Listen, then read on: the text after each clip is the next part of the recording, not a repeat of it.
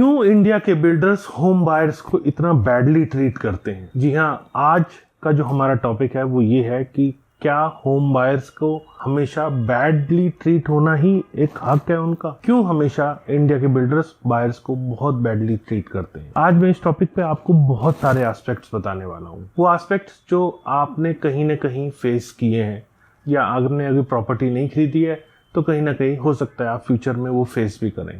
कैसे आपको इनसे बचना है, उन सभी चीज़ों की कैसे आपको पूरी जानकारी होनी चाहिए, इसके बारे में आज इस वीडियो में मैं आपको पूरा बताने वाला हूँ। वीडियो का हर एक छोटा से छोटा इम्पॉर्टेंट एस्पेक्ट आपको कहीं ना कहीं इम्पैक्ट कर सकता है। वीडियो में कहीं मत जाइएगा और ज़्यादा से ज़्यादा अगर आप इस कंटेंट से कन्विंस्ड हों, क्योंकि ये मेरे अपने पर्सनल व्यूज़ हैं, यहाँ मैं किसी पर आरोप नहीं लगा रहा हूँ और जो मेरे अपने एक्सपीरियंसेस हैं वो आपके साथ शेयर कर रहा हूँ। अगर आप इससे कन्विंस हैं तो आप मुझे कमेंट सेक्शन में बताइएगा कि इनमें से कौन सी सिचुएशन आपके साथ हो चुकी है, और अगर आपको ये पसंद आता है तो आप इसे शेयर भी ज़रूर कीजिएगा कि मैक्सिमम होम बायर्स और आम आदमी तक ये पहुँचे, जिससे कि वो अगर ले चुके हैं तो अपना एक्सपीरियंस शेयर करें, और कहीं ना कहीं अथॉरिटीज़ भी हमारे चैनल को देख रही हैं तो अथॉरिटीज़ भी उससे अवेयर हो पाएँ कि एक्चुअल में होम बायर्स के कंसर्न्स क्या हैं, कहाँ वो आके फंसते हैं। इतनी अच्छी बड़ी रियल एस्टेट मार्केट होने की वजह से भी होम बायर्स कहाँ आके अपने आप को ठगा महसूस करते हैं। तो चलिए आप वीडियो को शुरू करते हैं। बहुत टाइम लगाते नहीं है, क्योंकि वीडियो थोड़ा सा लंबा ज़रूर होगा, क्योंकि यहाँ आपके जो एक एक ऐसे एस्पेक्ट्स तो कहीं ना कहीं आपके लिए पेनफुल रहे हैं, वो सब मैं आज कवर करने वाला हूँ। चलिए शुरू करते हैं। नमस्कार, मैं हूं Pradeep Mishra. The property Mishra show में आपका स्वागत है। यहां हम आपको प्रॉपर्टी और प्रॉपर्टी मार्केट की हकीकत बताते हैं। नो बकवास, डायरेक्ट काम की बात। चलिए शुरू करते हैं। आपने अक्सर देखा होगा कि बुकिंग करने से पहले डेवलपर होम बायर को, क्योंकि प्रोस्पेक्टिव बायर उसे नजर आता है तो उसको चेज करता है। और जब प्रॉपर्टी आप बाय कर लेते हैं, प्रॉपर्टी बुक कर लेते हैं, क्योंकि 3-4 साल जो अंडर कंस्ट्रक्शन प्रोजेक्ट है उसमें पोजीशन में लगते हैं, तो जब आप प्रॉपर्टी बुक कर लेते हैं तो आप डेवलपर को चेस करते हैं। तो ये पहले डेवलपर और फिर आप वाला खेल शुरू हो जाता है। क्या आपके साथ ऐसा होता है? तो आपका आंसर हाँ होगा, मुझे मालूम है। आपको पता है कि majority of the home buyers जो हैं वो एक तरह से बुकिंग करते हैं अपार्टमेंट को, और एक तरह से एक मकड़ जाल में फंस जाते हैं। आप अगर कोई भी प्रॉपर्टी बाय कर रहे हैं तो उसमें जब आपके इश्यूज आते हैं, उन कंसर्न्स आते हैं, तो वहाँ प्रॉपर कस्टमर केयर आपको कई जगहों पे नहीं मिलता। चलिए मैं इसको एक एग्जांपल देके आपको बताता हूँ। क्या आप फोन यूज करते हैं? क्या आपके सर्विस प्रोवाइडर को आपका मंथली बिल, मैं मंथली बिल की बात करूँ तो 500-1000 रुपीज पर मंथ आपका बिल होता है? अमूमन जिस हिसाब से टैरिफ गिरे हैं तो 300 से 500 एवरेज बिल आता है एक फ़ोन का। उसमें भी आपको कोई अगर प्रॉब्लम आती है तो वहाँ पर आप कस्टमर केयर में 1-to-1 में कनेक्ट हो सकते हैं, और अगर कोई कंप्लेंट करनी है आपको तो स्टैंडर्ड नंबर 198 होता है। मतलब किसी भी सर्विस प्रोवाइडर को अगर आप कोई कंप्लेंट करना चाहते हैं तो 198 पर, और किसी टाइप की आप बात करके अपने कोई इश्यूज़ को चेक करना चाहते हैं तो उसके लिए 1-to-1 नंबर होता है। स्टैंडर्ड फॉर्मेट क्या रियल एस्टेट इंडस्ट्री के अंदर ऐसा है? जब आप 300 से 500 के प्रोडक्ट में ऐसी सर्विसेज एक्सपेक्ट करते हैं, तो इतने बड़े प्रोडक्ट में, मतलब 1 करोड़ से लेकर 10 करोड़ तक के प्रोडक्ट में क्यों ऐसी सर्विसेज नहीं है? मुझे ऐसी सर्विसेज का रियल एस्टेट में आज भी अभाव दिखता है। तो ऐसे बहुत सारे सीक्वेंस ऑफ इवेंट्स हैं जो कि कहीं हद तक आफ्टर सेल सर्विस को थोड़ा सा डल दिखाते हैं। जब बुक हुआ बहुत अच्छा लगा आपको, क्योंकि सेल्स रिप्रेजेंटेटिव आपको मिला, और आफ्टर सेल सर्विस जो CRM कहीं बना भी हुआ है तो वो बहुत ओवरवेलमिंग आपको रिस्पांस नहीं देता। ज़्यादातर प्रोजेक्ट्स में, सबकी बात नहीं कर रहा हूँ, कुछ ही डेवलपर हैं जो इस तरह की हरकत करते हैं, लेकिन बहुत सारे प्रोजेक्ट्स में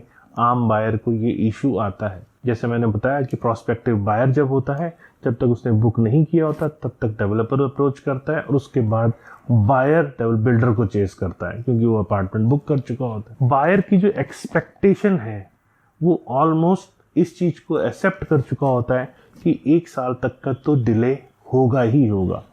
मान लीजिए डेवलपर ने मुझे 4 साल कमिट किया है, तो बायर अपने आप में एक 5 साल का एवरेज टाइम पीरियड पोजीशन का लेके चलता है। तो ये एक्सेप्ट कर चुका है कि इतना डिले हमें होने वाला है। वर्ल्ड की फर्स्ट प्रॉब्लम जो निकल के सामने आई है वो ये है कि पुअर कंस्ट्रक्शन क्वालिटी और डेफिशिएंसी इन प्रॉमिस्ड एमिनिटीज। जी हाँ, अक्सर डेवलपर द्वारा जो रियल एस्टेट में प्रोजेक्ट बाय कर रहे हैं, रियल एस्टेट प्रोजेक्ट में प्रॉपर्टी बाय कर रहे हैं, मैं उनकी बात कर रहा हूँ। मैक्सिमम कहीं ना कहीं जो कहा है और जो मिला है उसमें डिफरेंस मिलेगा, और कुछ लोगों को तो मिला है, कुछ लोगों को मिला भी नहीं। आपने प्रॉपर्टी अगर बुक की है और आपको किसी प्रोजेक्ट का पोजीशन आज तक नहीं मिला, तो भी मुझे कमेंट सेक्शन में बताइएगा वो कौन से प्रोजेक्ट्स हैं जिनका पोजीशन आपको आज तक नहीं मिला है। साथ में आपको तब बहुत ज़्यादा निराशा होती है एज अ होम बायर जब आपके सामने एक नया चैलेंज आता है कि प्रोजेक्ट रुक गया और बिल्डर द्वारा कम्युनिकेशन भी पूरी तरह से बंद कर दिया गया। ये एक होम बायर्स के अंदर बहुत बड़ा चैलेंज है, जो पिछले रेरा आने से पहले तो बहुत सारे ऐसे प्रोजेक्ट्स थे जो शुरू हुए और बाद में आके रुक गए, और फिर डेवलपर्स के पास से एक कम्युनिकेशन जो प्रॉपर होना चाहिए था वो भी पूरी तरह से रुक गया। यहाँ पे होम बायर्स की भी अगर बात करूँ तो होम बायर्स भी कई बार स्टैंडर्ड टाइप में ही आपको मिलेंगे। मैं सिर्फ डेवलपर की बात नहीं कर रहा हूँ, क्योंकि इंडस्ट्री के अंदर दोनों एस्पेक्ट हैं, बायर है तो सेलर है, सेलर है तो बायर है। तो यहाँ मैं बायर्स का भी कई बार देखता हूँ, वो जो कॉम्प्लेक्सिटीज़ हैं रियल एस्टेट प्रोजेक्ट को लेकर उसको बहुत ज़्यादा समझने में असमर्थ होते हैं। तो वहाँ पर उनको सिर्फ एक ही चीज़ नज़र आती है कि यहाँ हमने बुक किया और हमें रिस्पांस नहीं मिला। यहाँ पर कई बार डेवलपर को ना चाहते हुए भी ऐसे बहुत सारे फैक्टर्स उसके सामने आ जाते हैं जिसके कारण से वो प्रोजेक्ट डिलीवर नहीं कर पाता। यहाँ पर ऐसे भी बहुत सारे होम बायर्स ये लर्न करते हैं ड्यूरिंग, चूँकि कंस्ट्रक्शन पीरियड लंबा होता है, बुकिंग प्रोसेस लंबा होता है, बुकिंग प्रोसेस के बाद पोजीशन के बीच में एक 3-4 साल का लंबा टाइम फ्रेम होता है। तो यहाँ पर बहुत सारे होम बायर्स ये भी लर्न करते हैं कि डेवलपर की कंस्ट्रक्शन टीम से ज़्यादा बड़ी लीगल टीम है, और लीगल बैटल में कौन जीतेगा कौन हारेगा ये तो बात की बात है।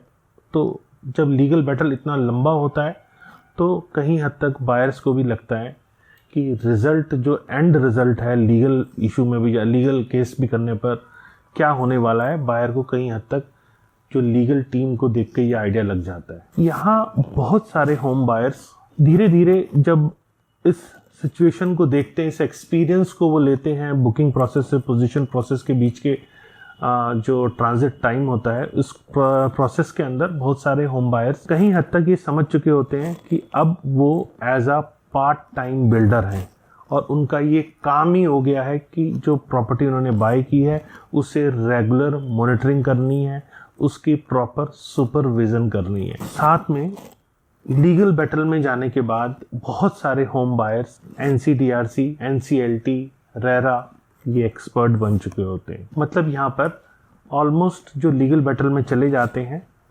वो बायर्स, होम बायर्स अपने हक की लड़ाई लड़ते लड़ते 50% तो लॉयर बन जाते हैं। उसके अंदर बिल्डर का भी एक गुण आ जाता है, CA भी बन जाते हैं, वो टेक्नीशियन भी बन जाते हैं, सिविल इंजीनियर भी बन जाते हैं, और साथ में स्ट्रक्चरल इंजीनियर भी बन जाते हैं। ये सब करते करते ओवरऑल एक वो बड़े और परिपक्व एक्टिविस्ट बन जाते हैं जिसका घर लेने से कोई लेन देन नहीं होना चाहिए। लेकिन इस लीगल बैटल में पड़ने के बाद ये सिचुएशन एक होम बायर की बन जाती है, और वो हर सिचुएशन में अपने आप को सेव करने के लिए वो सारे रूल्स एंड रेगुलेशंस पर डालते हैं। तो यहाँ पर मैं ये कहूँगा कि होम बायर्स को अगर वो आपने प्रॉपर्टी खरीदी है तो प्रोजेक्ट बीच में ना फंसे, इसके लिए होम बायर्स को भी रेगुलर टाइम पे पेमेंट करनी चाहिए। रेरा आने के बाद चीज़ें थोड़ी सख्त हो गई हैं। अगर आपने प्रॉपर्टी खरीदी है और डेवलपर का काम उसको कंस्ट्रक्शन को करने का है तो आपके पेमेंट फ्लो को डेवलपर ले चुका है। तो आपकी इंस्टॉलमेंट्स में जो पेमेंट आएगी उसे कैश फ्लो के अंदर डेवलपर ले चुका है। तो यहाँ जो डिफरेंट स्टेक होल्डर्स हैं कंस्ट्रक्शन रिलेटेड या उस प्रोजेक्ट की कंप्लीशन रिलेटेड, उन सबको आपकी इंस्टॉलमेंट से ही पेमेंट जानी है। तो अगर उसमें भी कहीं हद तक ब्लॉकेज आता है और डेवलपर सही काम कर रहा है उसके बाद ब्लॉकेज आता है, तो मेरे को लगता है कि बायर्स भी यहाँ पर रिस्पॉन्सिबल होते हैं, क्योंकि कैश फ्लो यहाँ बिगड़ जाता है। लेकिन यहाँ मैं ये कहूँगा कि किसी भी टाइप का कोई एक्सक्यूज़ नहीं होना चाहिए, क्योंकि कस्टमर को बैडली ट्रीटमेंट नहीं मिलना चाहिए। भले ही आपके पास as a developer internal challenges बहुत सारे हों, लेकिन होम बायर को अच्छे से ट्रीट करना चाहिए, उसको बैडली ट्रीटमेंट नहीं मिलना चाहिए। ये रिक्वेस्ट है कि प्रोजेक्ट अगर शुरू हुआ है तो एज अ डेवलपर आपको वो कैश फ्लो मेंटेन करना चाहिए कि अगर पेमेंट नहीं भी आती है तो आप कंस्ट्रक्शन कर पाएँ। और रेरा आने के बाद एज अ बायर अगर आपने पेमेंट रेगुलर नहीं की तो 10% ऑफ द प्रॉपर्टी वैल्यू वो भी आपका जा सकता है। तो दोनों को यहाँ पर एफिशिएंटली वर्क करने की ज़रूरत है, बायर को टाइमली पेमेंट देने की और डेवलपर को बगैर किसी मिसगाइड के उस कंस्ट्रक्शन वाले प्रोजेक्ट को जिसमें प्रॉपर्टी बाय की है बायर ने उसको कंप्लीट करने की। यहाँ दोनों को सही काम करने की ज़रूरत होती है। अब बात करते हैं द गॉड कॉम्प्लेक्स। जी हाँ, एक बहुत बड़ा रीज़न ये है कि टेम्परामेंट ऑफ जो एवरेज बिल्डर है इंडिया के अंदर वो एक टॉप चेन के ऊपर बैठते हैं। मतलब जो चेन पूरी बनी हुई है उसके टॉप पर वो बैठते हैं। करीब 100 ऐसी इंडस्ट्रीज़ हैं जो रियल एस्टेट पे डिपेंडेंट है। कहीं हद तक रियल एस्टेट चलता है तो ऐसी 100 इंडस्ट्रीज चलती हैं। तो जो बिजनेस मिलता है रियल एस्टेट डेवलपर से वो अपने आप में डेवलपर को एक तरह से इंडस्ट्री के अंदर टॉप पे बिठाता है। तो यहाँ पर जब टॉप पे डेवलपर अपने आप को बैठा या फील करता है तो वो धीरे धीरे अपने आप को मास्टर ऑफ द यूनिवर्स समझने लगता है। और यहाँ पर कई बार आपने देखा होगा एज अ होम बायर जब आप गए होंगे तो डेवलपर के स्टाफ भी कहीं हद तक अपने आप को मास्टर ऑफ द यूनिवर्स समझने लगते हैं। ये मेरा प्रोडक्ट है, मेरे पास फ्लैट नहीं है, मेरा ये है, मेरा वो है।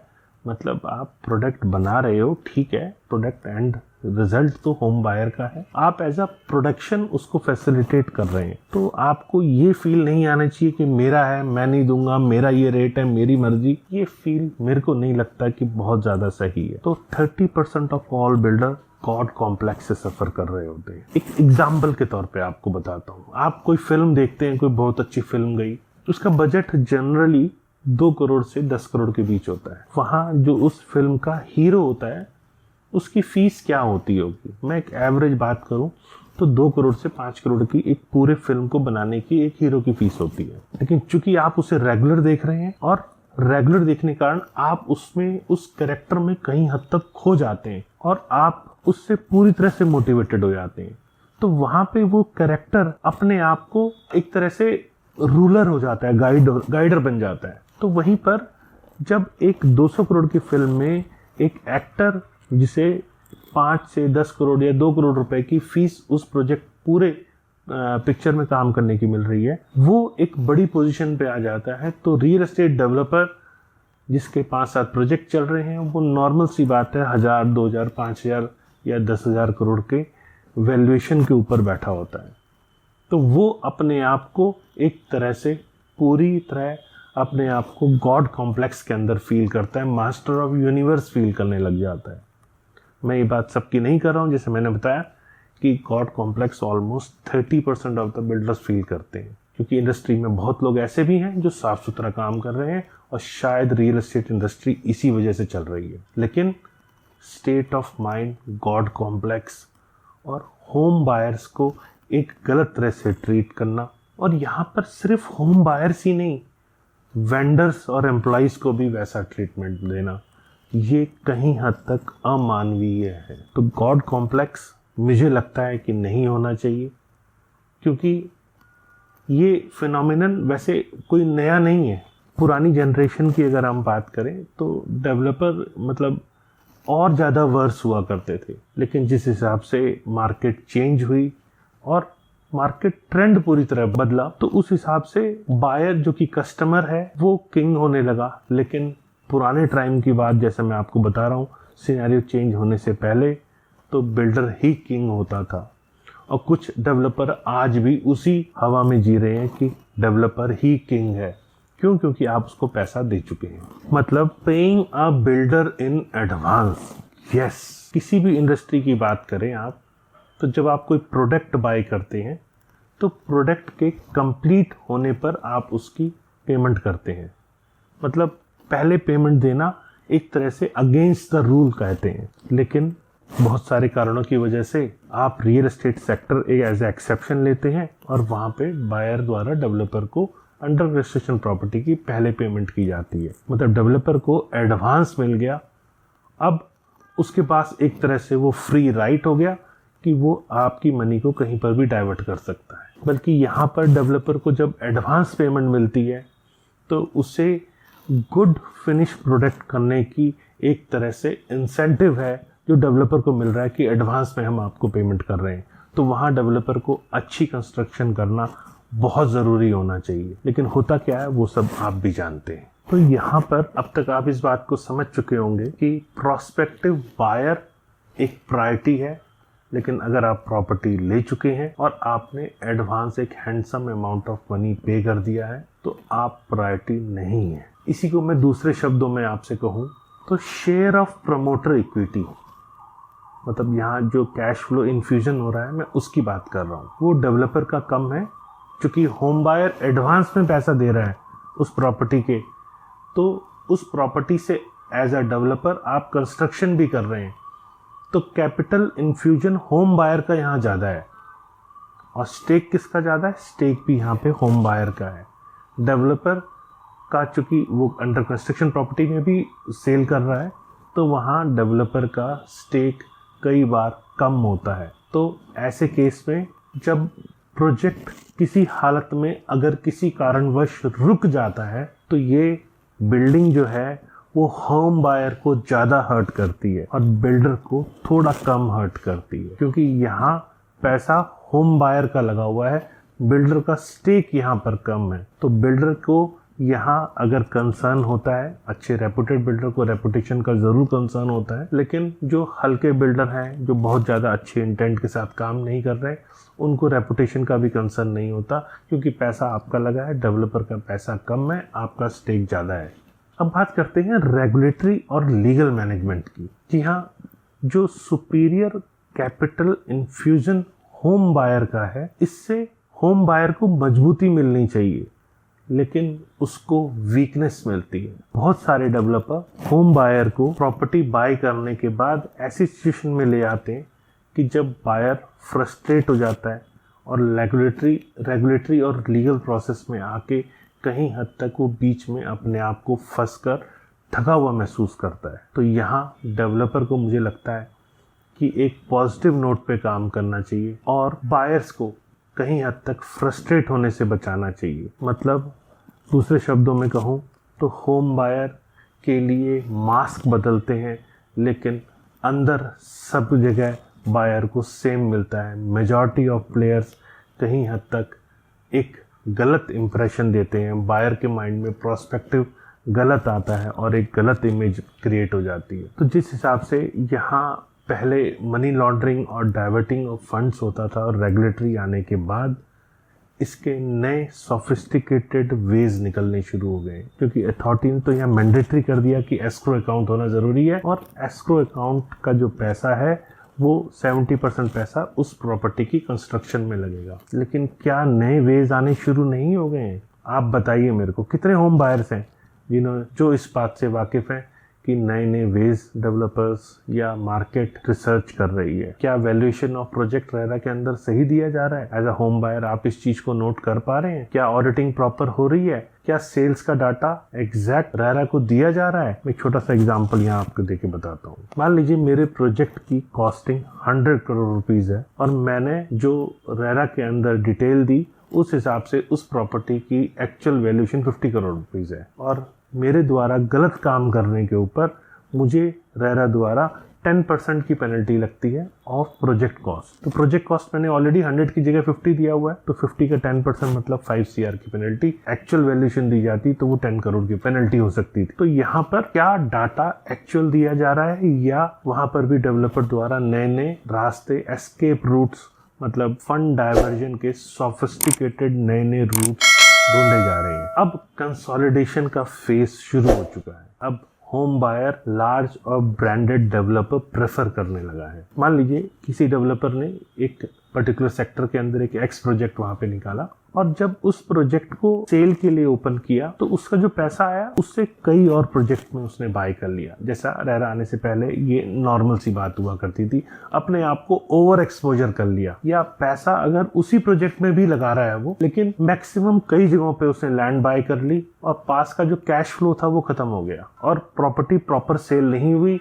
जो वो एस्टिमेट करके डेवलपर बैठा था कि ये प्रॉपर्टी सेल होगी तो इसका पैसा मैं इसी कंस्ट्रक्शन में लगाऊंगा, और मान लीजिए वो प्रॉपर्टी सोल्ड ही 30% हुई, तो 30% के केस में डेवलपर के पास पूरे प्रोजेक्ट को कंस्ट्रक्शन का कैश फ्लो नहीं आ पाया, तो प्रोजेक्ट ना चाहते हुए भी, रेरा अप्रूव्ड होते हुए भी वो प्रोजेक्ट रुक गया। तो यहाँ ओवर एक्सपोजर होना और एक ही टाइम पे कई मल्टीपल प्रोजेक्ट को हैंडल करना, ये कहीं हद तक कस्टमर मैनेजमेंट को इग्नोर करता है। तो यहाँ पर पावर ऑफ नो रेपुटेशन शुरू होती है। मतलब बहुत सारे डेवलपर, मैं सबकी बात नहीं कर रहा हूँ, लेकिन कुछ डेवलपर ऐसे भी हैं जिन्हें बहुत ज़्यादा रेपुटेशन ना होने का खतरा नहीं रहता। उनके बहुत सारे ऐसे प्रोजेक्ट्स हैं जो इस टाइम पे रुके हुए हैं, उनका कोई प्रॉपर स्ट्रक्चरल एक प्रोसेस नहीं बना हुआ है, उन्हें नहीं अभी भी पता है कि कैसे एग्जीक्यूशन करना है, और अनड्यू डिमांड्स वो रेज कर देते हैं। तो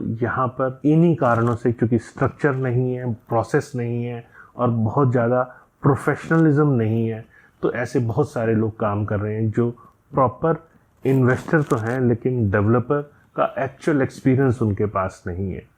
तो इससे जो डेवलपर अच्छा भी काम कर रहे हैं वो डेवलपर भी सस्पिशन की स्टेज में आ जाते हैं। और यहाँ पर एक और इम्पॉर्टेंट एस्पेक्ट में इसी में ऐड करता हूँ, क्योंकि यहाँ डेवलपर वेल कनेक्टेड है, उसके पास पैसा ज़्यादा है, तो builder, politician, bank, bureaucrat, authority ये एक नेक्सस की तरह काम करने लग जाती है और होम बायर अपने आप को ठगा हुआ महसूस करता है। मैंने अगेन कहा कि सबको एक तराजू में नहीं तौलना चाहिए, लेकिन एक कुछ लोग जिसे कहते हैं ना, कुछ लोग इस पूरी मार्केट को ख़राब कर देते हैं और डेवलपर कम्युनिटी ओवरऑल सस्पिशन की स्टेज पे आ जाती है। सभी डेवलपर्स को एक ही इमेज के साथ देखा जाने लगता है और ये समझा जाने लगता है कि डेवलपर के पास लूज़ करने के लिए कुछ नहीं है, या कस्टमर ने ऑलरेडी पे कर दिया है, और अगर कुछ रॉन्ग होता है तो डेवलपर के पास सिर्फ रेपुटेशन जो स्टेक के ऊपर है वही डाउन साइड होती है, और थोड़े दिनों में, जैसा आप लोग जानते हैं, शॉर्ट मेमोरी होती है, 2, 3, 4, 5 साल में वो चीज़ें रिवाइव हो जाती है। तो यहाँ पर आप अगर, मतलब मैं फिर कहूँगा सबकी बात नहीं कर रहा, लेकिन अगर आपको पता है कि जिससे आपने प्रॉपर्टी ली है वो क्रुक है, तो आपके रोने का भी कोई बहुत ज़्यादा असर नहीं पड़ने वाला है। और वहाँ पर जो कम्युनिटी है, जो ख़राब डेवलपर्स हैं, वो होम बायर्स को रिस्पेक्ट ऑफ फ्यूचर, तो यहाँ पर ये कम्युनिटी जो सही काम नहीं कर रही है वो मुझे कहीं हद तक शॉर्ट टर्म में बहुत ज़्यादा सुधार आता हुआ नहीं दिख रहा, क्योंकि रेरा आ चुका है, लेकिन रेरा आने के भी 5 साल, करीब 5 से 6 साल बीत चुके हैं और अभी भी बहुत ज़्यादा चेंजेस नहीं आए हैं। चेंजेस आए हैं, बहुत चेंजेस आए हैं, लेकिन अभी और चेंजेस की एक्सपेक्टेशन है। तो शॉर्ट टर्म में नहीं, यहाँ मीडियम टर्म में मुझे लगता है, क्योंकि लॉन्ग टर्म बहुत ज़्यादा हो जाएगा, तो मतलब 3-4 साल में मेरे को बहुत ज़्यादा चेंजेस एक्सपेक्टेड हैं और मैं इस इंडस्ट्री से एक्सपेक्ट करता हूँ और कॉन्फिडेंस भी आ रहा है मेरे को कि 3-4 साल में इंडस्ट्री के अंदर बहुत और बदलाव देखने को आपको मिल सकते हैं। जिस हिसाब से अभी आप लोगों ने G20 देखा, और G20 में एक तरह से प्लेटफॉर्म इंडिया ने ओपन किया कि यहाँ बहुत सारे लोग आके इन्वेस्टमेंट कर पाएँ। तो G20 जिस हिसाब से अब एक तरह से ग्लोबल इमेज इंडिया की काफ़ी इम्प्रूव कर चुका है, तो इंडिया के अंदर एक्सपेक्टेड है बहुत सारी इन्वेस्टमेंट होगी, तो कंपटीशन होगा। कंपटीशन अपने आप में, जो यहाँ लोकल डेवलपर्स हैं, इंडिया के डेवलपर्स हैं, और जो FDIs आएंगे, उनके बीच में कंपटीशन होगा। जो बेटर कस्टमर केयर कर पाएगा वो ज़्यादा अपने आप को बड़ा डेवलपर बना पाएगा। और ये जो गॉड कॉम्प्लेक्स है, ये इवेंचुअली जाने का समय आ चुका है। कुछ और समय अभी भी इंडिया के बिल्डर्स को मुझे लगता है लगेगा, लेकिन इवेंचुअली गॉड कॉम्प्लेक्स को अब जाना ही होगा। डेवलपर को बायर पर्सपेक्टिव से काम करना पड़ेगा, बायर की मनी को प्रोटेक्ट करते हुए काम करना पड़ेगा। ये बहुत इंपॉर्टेंट चीज़ है। अब बात करते हैं ओवरऑल कंक्लूजन क्या है, क्या एक्सपेक्टेशन डेवलपर और बिल्डर से है। अब यहाँ मेरी ये एक्सपेक्टेशन है कि प्रॉपर रेडरेसल मैकेनिज्म बनना चाहिए। कस्टमर के ग्रीवेंसेस को प्रॉपर रेडरेसल होना बहुत ज़रूरी है। जैसे आप देख रहे हैं अलग अलग स्टेट के अंदर रह अलग अलग होता है, तो कुछ स्टेट्स ने आगे बढ़कर कस्टमर ग्रीवेंसेस को हैंडल करने के लिए प्रॉपर सेल बनाना मैंडेटरी कर दिया है। यहाँ तक कि जो कॉन्टैक्ट डिटेल्स रेरा के अंदर होती हैं उसको भी करेक्ट फ़ोन नंबर देना मैंडेटरी कर दिया है, जिससे कि मैक्सिमम कस्टमर्स, ओवरऑल जो कस्टमर्स हैं उनकी जो प्रॉब्लम है, इश्यूज हैं, उन्हें एकोमोडेट किया जाए। और अगर कोई जेन्युइन कंसर्न है तो आपको होम बायर्स को, जो आपके कस्टमर्स हैं, एज अ डेवलपर आप काम कर रहे हैं और आपके जो कस्टमर्स हैं उनको एक्चुअल सिचुएशन को आपको एक्सप्लेन करना चाहिए। ज़रूरी नहीं है कि हर बायर ख़राब है। अगर आप जेन्युइन तरीके से अपने कंसर्न्स को होम बायर्स तक पहुंचाएंगे तो कस्टमर को भी सेटिस्फैक्शन मिलेगी, उसको लगेगा कि यहाँ ट्रांसपेरेंसी है और कस्टमर भी उस सिचुएशन को समझता है कि ज़रूरी नहीं है कि आपने जो टाइम कमिट किया उस पर आप एग्जैक्ट वो कंप्लीशन दे ही दें। लेकिन जब नाजायज़ होता है तो कस्टमर को भी ख़राब लगता है और ट्रांसपेरेंसी, अकाउंटेबिलिटी नहीं नज़र आती, तो ये इंडस्ट्री के लिए बैड सिचुएशन, बैड इम्पैक्ट देती है। तो यहाँ transparency of sharing information, construction industry के अंदर जो टाइम लगता है, तो यहाँ ट्रांसपेरेंसी इंफॉर्मेशन को शेयर करने में ज़रूर होनी चाहिए। सब जानते हैं कि इतनी सारी अप्रूवल्स कंस्ट्रक्शन में लगती हैं, जैसे कई एनओसीज, क्लियरेंसेज होते हैं, डॉक्यूमेंटेशन वर्क बहुत ज़्यादा है, कई अलग अलग जगह से अप्रूवल्स लेने पड़ते हैं और अथॉरिटी में कई जगहों पे डिटेल सबमिट करनी पड़ती है डेवलपर को। तो ये एक बहुत बड़ा लेंदी प्रोसेस होता है। तो इसमें कई बार टाइम ना चाहते हुए भी लग जाता है, क्योंकि सिंगल विंडो क्लियरेंस नहीं है यहाँ पर। पहले तो सिंगल विंडो क्लियरेंस होना चाहिए, जिससे कि टाइम डिसाइडेड हो कि इतना टाइम इस काम में लगेगा। कई बार आपने देखा होगा प्रोजेक्ट कंसीव करने में 1.5 साल लग जाते हैं एक प्रोजेक्ट को। तो 1.5 साल में कॉस्ट ऑफ कैपिटल, क्योंकि लैंड तो बाय कर ली डेवलपर ने, अब प्रोजेक्ट एग्जीक्यूशन में 1.5 साल लग गए, तो 1.5 साल कॉस्ट ऑफ कैपिटल भी डेवलपर का वेस्ट हो रहा है। तो इसको हमें रिड्यूस करना चाहिए, सिंगल विंडो क्लियरेंस लानी चाहिए, जिससे कि जो ट्रस्ट डेफिसिट है डिले के कारण होम बायर्स के अंदर बढ़ रहा है वो कहीं हद तक ख़त्म हो पाए। और जो एंटायर अप्रोच है डेवलपर का, जो मिड हो या स्मॉल रियल एस्टेट कंपनीज हो, उनको अप्रोच में बायर के प्रति अप्रोच को चेंज करना चाहिए। और जो मिड और स्मॉल रियल एस्टेट कंपनीज हैं उनको अपने वर्किंग कल्चर को अपग्रेड करना चाहिए, अनप्रोफेशनल से organise to professional and organise structure में काम करना चाहिए। ज़्यादा से ज़्यादा समय प्लानिंग ऑफ द प्रोजेक्ट और उसके एग्जीक्यूशन में, मतलब किस तरह से डिले ना हो पाए उस पे वर्क पहले करना चाहिए, उसकी प्रॉपर स्ट्रक्चरिंग पहले करनी चाहिए। और रियल एस्टेट डेवलपर के जो डिफरेंट डिपार्टमेंट्स हैं उनके बीच में प्रॉपर कोऑर्डिनेशन होना चाहिए। मतलब सेल्स पर्सन ने कोई कुछ कमिट किया तो उस कमिटमेंट, पहले तो उस पर्सन को वो पता हो कि मैं क्या कमिटमेंट कर रहा हूँ, कहीं हद तक उसकी रिस्पॉन्सिबिलिटी भी फिक्स हो। अगर वो गलत करता है तो उसकी पर्सनल रिस्पॉन्सिबिलिटी भी हो, उस पर भी पेनलाइज हो किया जाए उसे।